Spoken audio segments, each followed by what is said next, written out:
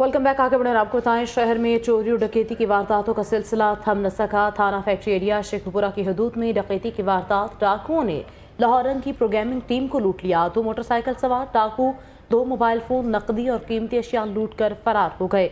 Police ने रवट दर्ज कर ली मगर ताहाल मुलजिम गिरफ्तार न हो सके।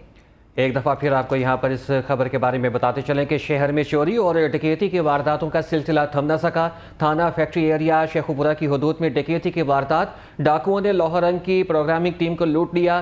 2 मोटरसाइकिल सवार डाकू 2 मोबाइल फ़ोन, नकदी और कीमती अशिया लूट कर फरार हो गए। पुलिस ने रपट दर्ज कर ली मगर ताहाल मुलजिम गिरफ्तार नहीं हो सके। शहर में चोरी और डकैती की वारदातें।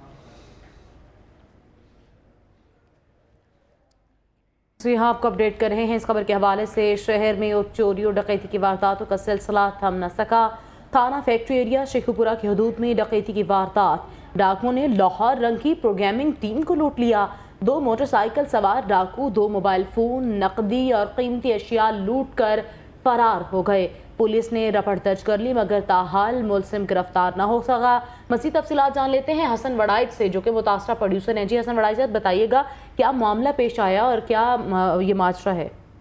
जी, हम लोग इस वक्त जा रहे थे शुखपुरा के लिए लाहौर से। जब हम निकले हैं कोट अब्दुल मालिक से थोड़ा सा आगे, कोई 1-1.5 किलोमीटर आगे, तो कोई मोटरसाइकिल सवार थे जो हमारा मुसलसल पीछा कर रहे थे। जो लाहौर शाहदरा मोड़ से ही हमारा जो है वो पीछा कर रहे थे। जैसे ही उन्होंने देखा कि थोड़ा सा सन्नाटे वाली जगह आई है, या कह लें कि जहाँ खाली जगह उन्होंने देखी है रोड पे, तो उन्होंने हमें पिस्टल निकालने और हमें रोक लिया है। रोकने के बाद मोबाइल था, मैं और मेरे साथ जो दोस्त था दोनों से मोबाइल थे, मोबाइल लिए, एक एप्पल वॉच लिए और कुछ कैश था वो लेके फरार हो गए। जब हम थाने में पहुंचे हैं, हमने रपट दर्ज करवाई है, तो वहां पे भी मतलब कोई पुरसाने हाल ही नहीं था, कोई सुनने वाला था ही नहीं। मतलब हमने रपट दर्ज करने को कहा, उन्होंने कहा जी अभी स्टाफ नहीं आया। जब स्टाफ आया तब गए, उन्होंने रिपोर्ट दर्ज करवाई।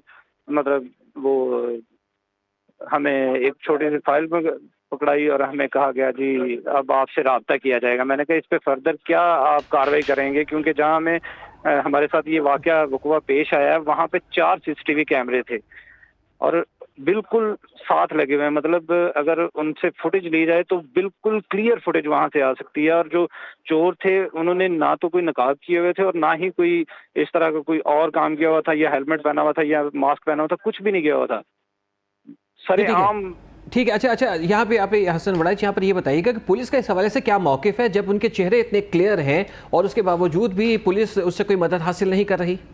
पुलिस ने तो इस पे कोई फर्दर डिटेल ही नहीं ना ली। मतलब उन्होंने तो सिंपल एक वो जो कंप्यूटराइज्ड एफआईआर करते हैं, वो एफआईआर करने के बाद हमें वो पकड़ा दी। उन्होंने कहा जी इस पे कार्रवाई होगी।